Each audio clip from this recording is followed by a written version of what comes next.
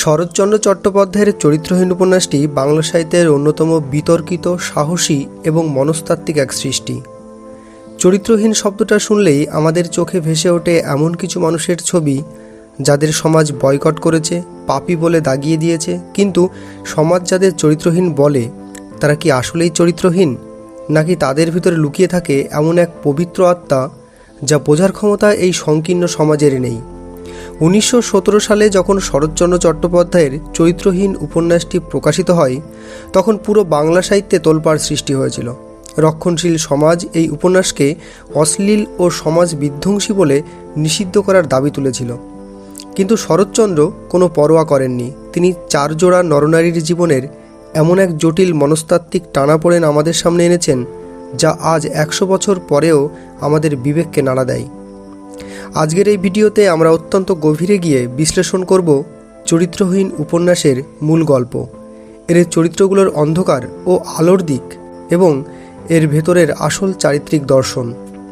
এই উপন্যাসের কাহিনী মূলত কলকাতা এবং পরবর্তীকালে রেঙ্গুনের পটভূমিতে আবর্তিত হয়েছে। পুরো গল্পটি বুঝতে হলে আমাদের 4টি প্রধান চরিত্র এবং 4 জন পুরুষ চরিত্রকে চিনতে হবে। শরৎচন্দ্র এই উপন্যাসের সমাজকে 2টি ভাগে দেখিয়েছেন। একদিকে আভিজাত্য ও সংস্কার, অন্যদিকে তথাকথিত পতিত বা ব্রাত্য জীবন। গল্পের প্রধান চরিত্রগুলো হলো সতীশ, ধনী ঘরের জেদি, খামখেয়ালি কিন্তু অত্যন্ত আবেগপ্রবণ এক যুবক। সাবিত্রী, উপন্যাসের সবচেয়ে রহস্যময়ী ও প্রধান নারী চরিত্র। সে এক বামুনের মেয়ে, কিন্তু ভাগ্যের পরিহাসে কলকাতায় এক মেসে সে ঝিয়ের কাজ করতে বাধ্য হয়। উপেন্দ্র, সতীশের বাল্যবন্ধু ও অভিভাবক তুল্য। সে অত্যন্ত নীতিবান, আদর্শবান এবং সমাজ সংসারের চোখে এক দেবতুল্য চরিত্র। সুরবালা, উপেন্দ্রর স্ত্রী। সে পরম সতী, ধর্মীয় সংস্কারে বিশ্বাসী এবং এক আদর্শ ভারতীয় নারী। কিরণময়ী, বাংলা সাহিত্যের অন্যতম জটিল, বুদ্ধিমতী, রূপসী কিন্তু অতৃপ্ত এক নারী চরিত্র। সে উপেন্দ্রর দূর সম্পর্কের ভাই হারানের স্ত্রী। দিবাকর, এক সরল, অনাথ ব্রাহ্মণ যুবক যাকে কিরণময়ী নিজের বুদ্ধির জোরে ধ্বংসের পথে নিয়ে যায়। গল্পের শুরু হয় কলকাতার এক মেসবাড়ি থেকে, যেখানে সতীশ বাস করে। সেই মেসের পরিচারিকা হলো সাবিত্রী। সাবিত্রী দেখতে অত্যন্ত রূপসী এবং তার কথাবার্তা বা আচরণ কোনো সাধারণ দাসীর মতো নয়। সতীশ প্রথম দিকে সাবিত্রীকে নিচু নজরে দেখত এবং তাকে চরম অপমান করত, কিন্তু সাবিত্রীর সেবা, তার নীরব সহনশীলতা এবং সতীশের প্রতি তার নিঃস্বার্থ যত্ন ধীরে ধীরে সতীশের মন গলিয়ে দেয়। সতীশ একসময় সাবিত্রীর প্রেমে পড়ে যায়, কিন্তু সমাজ, এক জমিদার বংশের ছেলে কিভাবে এক মেসের ঝিকে ভালোবাসতে পারে? সমাজ তাদের এই সম্পর্ককে চরিত্রহীনতা বলে দাগিয়ে দেয়।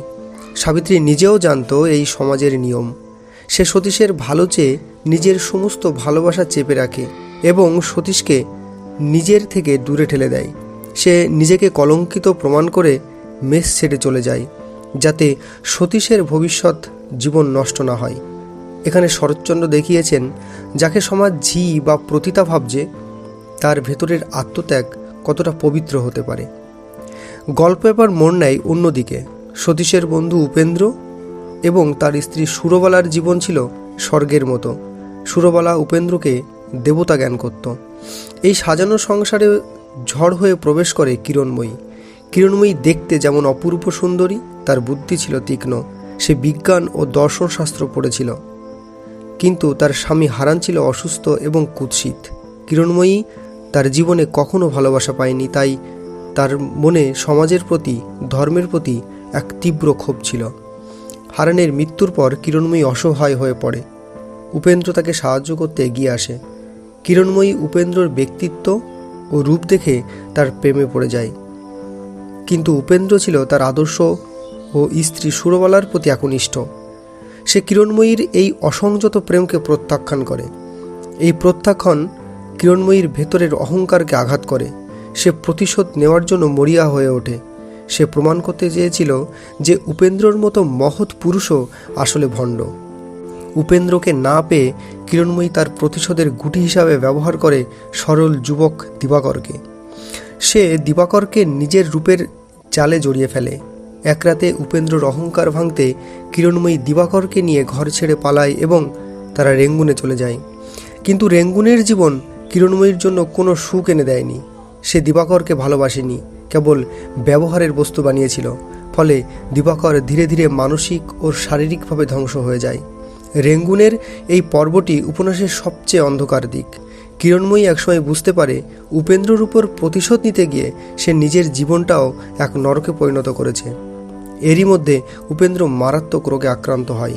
মৃত্যুর আগে উপেন্দ্র রেঙ্গুনে গিয়ে কিরণময়ী ও দিবাকরকে এই নরক থেকে উদ্ধার করে।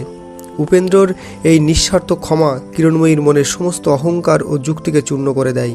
উপেন্দ্রর মৃত্যুর পর সুরবালাও শোকে মারা যায়।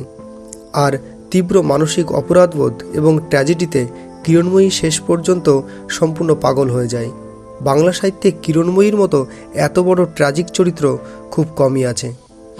উপন্যাসের শেষ ভাগে আমরা দেখি উপেন্দ্রর মৃত্যুর পর সতীশ অনেকখানি বদলে যায়। সে তার পুরনো ভুল বুঝতে পারে। সাবিত্রী এত বছর ধরে আড়াল থেকে সতীশের মঙ্গল কামনা করে গেছে, কাশীতে গিয়ে পবিত্র জীবনযাপন করেছে। উপেন্দ্রর মরার আগে সতীশকে বলে গিয়েছিল সাবিত্রীর মূল্য বুঝতে। অবশেষে সমস্ত সামাজিক বাধা, লোকলজ্জা এবং অপবাদকে বুড়ো আঙুল দেখিয়ে সতীশ সাবিত্রীকে গ্রহণ করে।